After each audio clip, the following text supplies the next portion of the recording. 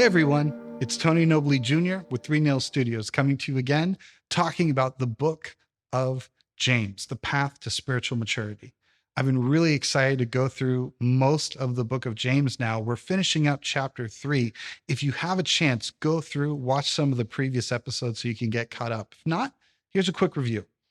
We've talked about how we need to put on a spiritually mature mindset of selflessness, a mindset that doesn't look at people and put a dollar sign on their heads. And last episode, we talked about really what it means to watch our words. James continues on with that. So let's check out what he says.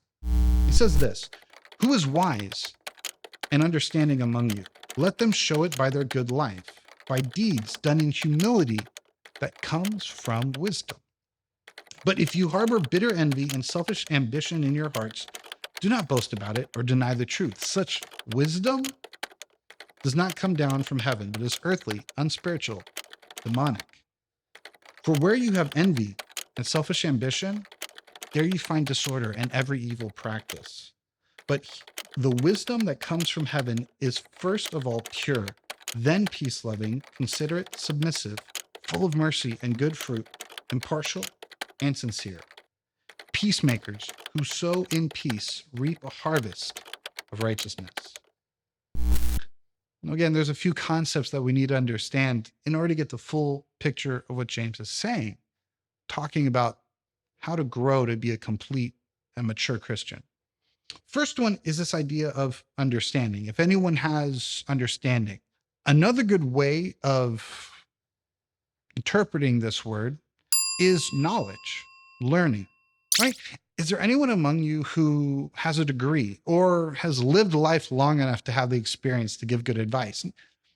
James talks about these types of leaders earlier in the previous episode.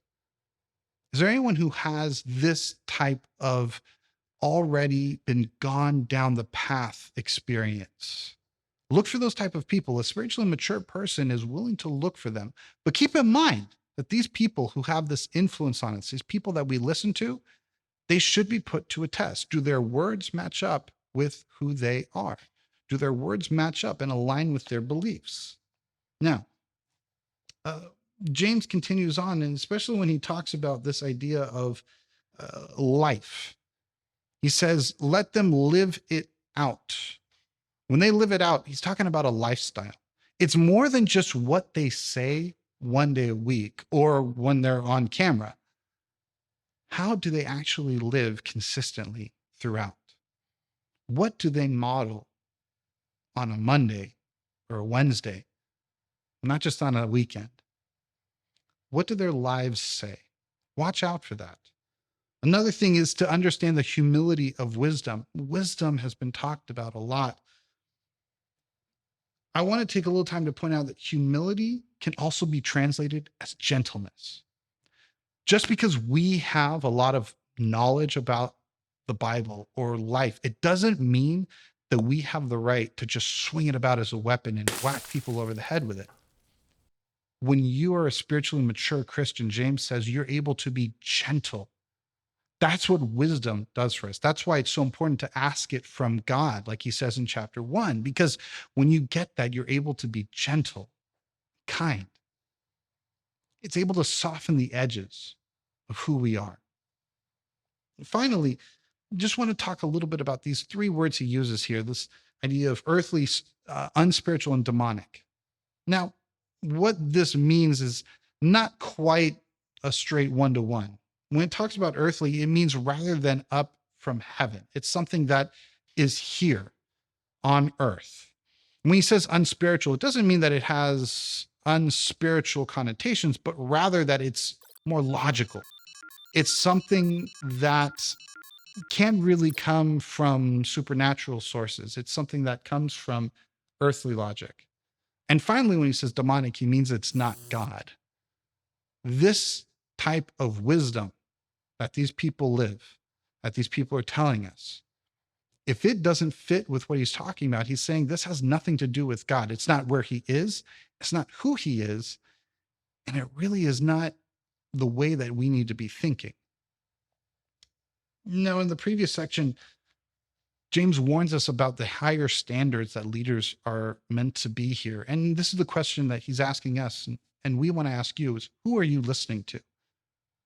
Put every person, if you're a truly spiritually mature and complete Christian, you have to put every person to a test.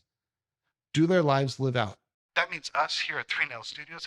It means all the other videos you might be watching on YouTube. It means the preachers that you're listening to on the weekends. It means the podcasts. It means all of the things that you're letting inside your mind. What are they saying? What are they living?